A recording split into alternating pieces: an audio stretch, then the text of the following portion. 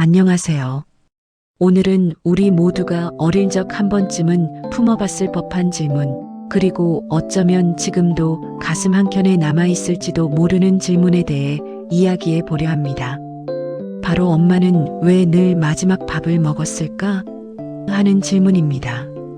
밥상 앞에서 당연하게 여겨졌던 이 질문 속에 담긴 깊은 의미와 그 속에 숨겨진 엄마의 따뜻한 사랑을 함께 되짚어보는 시간을 갖도록 하겠습니다. 어릴 적 기억을 떠올리며 그 시절 엄마의 모습을 함께 그려보는 것도 좋겠네요. 어린 시절 밥상에는 항상 따뜻한 밥과 맛있는 반찬들이 놓여 있었습니다. 우리가 먼저 밥을 먹기 시작하고 숟가락을 놓기 전까지 엄마는 묵묵히 우리를 챙기며 밥을 푸고 반찬을 덜어주곤 했습니다. 우리가 음식을 먹는 모습을 보며 흐뭇해하는 엄마의 미소는 지금 생각해도 마음을 따뜻하게 합니다. 그리고 결국 엄마는 늘 마지막에 숟가락을 들었습니다.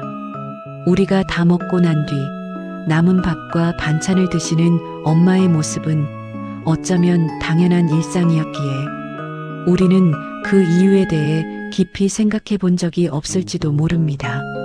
하지만 시간이 흘러 어른이 되고 엄마의 자리를 대신해 보면서 비로소 깨닫게 되는 것들이 있습니다. 그 안에는 깊은 감동과 뭉클함이 함께 존재합니다.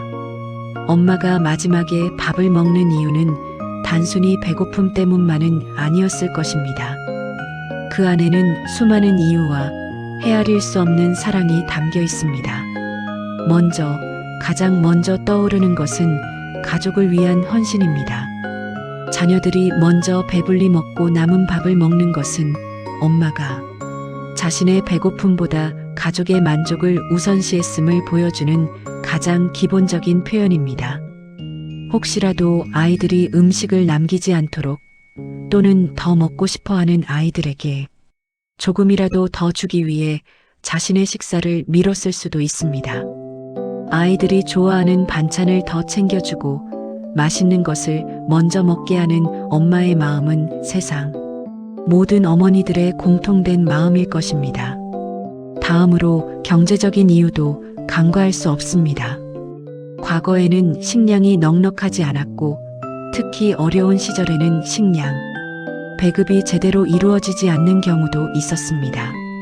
이러한 상황에서 엄마는 가족들에게 먼저 충분한 식사를 제공하고 남은 음식을 먹는 것으로 절약했을 수 있습니다. 혹여나 아이들이 배를 고를까 걱정하는 마음에 자신의 식사를 줄여서라도 가족들을 더 먹이고 싶어 하는 마음, 그것이 바로 엄마의 숭고한 사랑의 표현이었던 것입니다. 또한 쉴 틈 없이 돌아가는 일상 속에서 엄마는 밥을 먹는 시간조차 아껴야 했을지도 모릅니다. 집안일, 육아, 그리고 직장까지 병행해야 하는 고된 일상 속에서 엄마에게는 온전히 식사에 집중할 시간이 부족했을 수 있습니다. 아이들을 챙기고 집안일을 하면서 틈틈이 밥을 먹다 보니 자연스럽게 식사 시간이 뒤로 밀렸을 수도 있습니다. 밥을 먹는 시간조차 허락되지 않는 쉴 틈 없는 하루를 보냈을 엄마의 고단함을 우리는 헤아려야 합니다. 그 안에는 가족을 위한 헌신과 희생이 고스란히 담겨 있습니다. 심리적인 요인도 무시할 수 없습니다. 엄마는 가족들이 모두 만족스럽게 식사하는 모습을 보며 행복을 느꼈을 것입니다. 아이들이 맛있게 먹는 모습을 보며 자신의 배고픔은 잊고 흐뭇함을 느꼈을지도 모릅니다. 사랑하는 가족들이 행복하게 밥을 먹는 모습을 보는 것, 그것 자체가 엄마에게는 가장 큰 기쁨이었을 것입니다.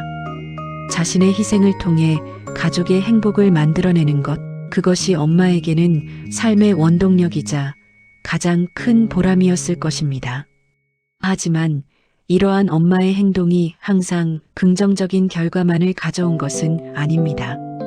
늦은 식사는 건강에 좋지 않은 영향을 미칠 수 있고 영양 불균형을 초래할 수도 있습니다.